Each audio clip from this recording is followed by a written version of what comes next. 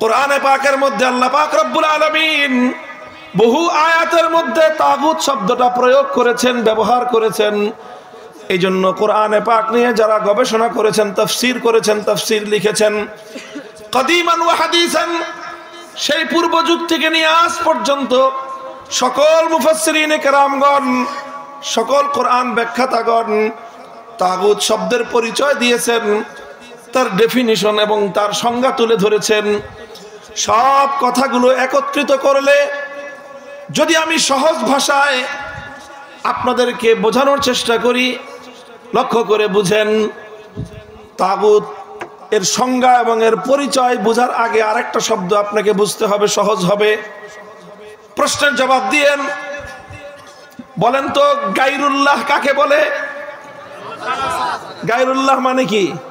আল্লাহ ছাড়া। বলেন, গায়রুল্লাহ মানে কি? এই মহাবিশ্বের মধ্যে আসমান জমিন সব কিছুর মধ্যে এক আল্লাহ, আর আল্লাহ ছাড়া যা আছে সব কি? আসমান কি? জমিন কি? মানুষ কি? ফেরেশতা কি? জিন কি?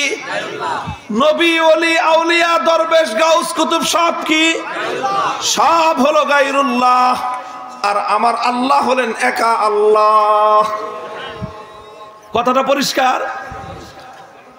তো গায়রুল্লাহ তো চিনলেন। যে কোনো গায়রুল্লাহকে যদি কেউ আল্লাহর স্থানে স্থান দান করে, কেউ যদি আল্লাহর জায়গায় গায়রুল্লাহকে বসায়, ওই গায়রুল্লাহকেই বলা হয় তাগুত। তাগুত চিনলেন? যে আপনি আল্লাহর আসন, আল্লাহর জায়গায় কোন গায়রুল্লাহকে বসালেন, গায়রুল্লাহকে স্থান দিলেন, তাহলে যেই গায়রুল্লাহকে আপনি বা অন্য কেউ আল্লাহর স্থানে স্থান দিল, সেই গায়রুল্লাহকে বলা হয় তাগুত। যেরকম ধরেন, কথা বুঝেন, গভীর কথা, ঈমান দুরস্ত করবার কথা।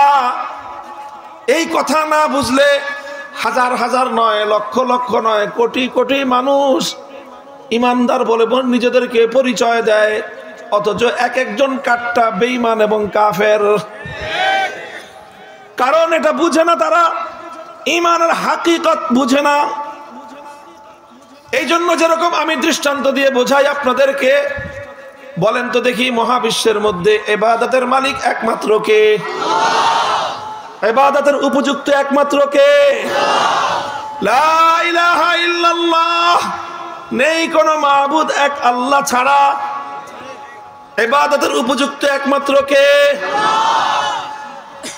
সুতরাং ইবাদতের উপযুক্ত যেহেতু একমাত্র আল্লাহ, এখন কেউ যদি আল্লাহকে বাদ দিয়ে কোন গায়রুল্লাহর পূজা করে, তাহলে যেই ইবাদতের জায়গাটা ছিল আল্লাহর জন্য নির্ধারিত, সে যে গায়রুল্লাহর পূজা করলো, সেই গায়রুল্লাহকে সে আল্লাহর স্থানে স্থান দিল।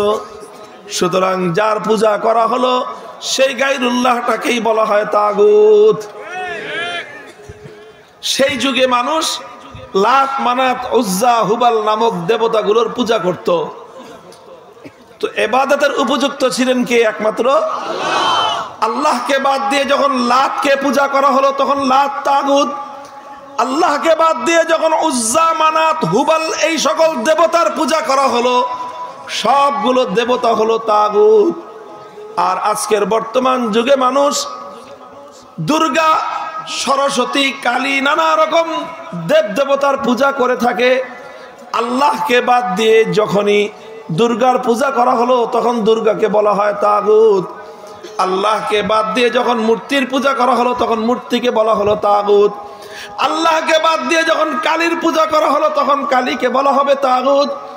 আল্লাহকে বাদ দিয়ে যখন কোনো আগুনের পূজা করা হবে, তখন সেই অগ্নিকে বলা হয় তাগুত। আল্লাহকে বাদ দিয়ে যখন কোনো চন্দ্র বা সূর্যকে পূজা করা হবে, তখন চন্দ্র বা সূর্যকে বলা হবে তাগুত। এক কথায় বলতে গেলে, তুমি যখন আল্লাহর জায়গায় কোনো গায়রুল্লাহকে স্থান দিবা, তখন সেই গায়রুল্লাহকেই বলা হবে তাগুত। বুঝা গেল? তো এই যে ইবাদতের একমাত্র উপযুক্ত কে?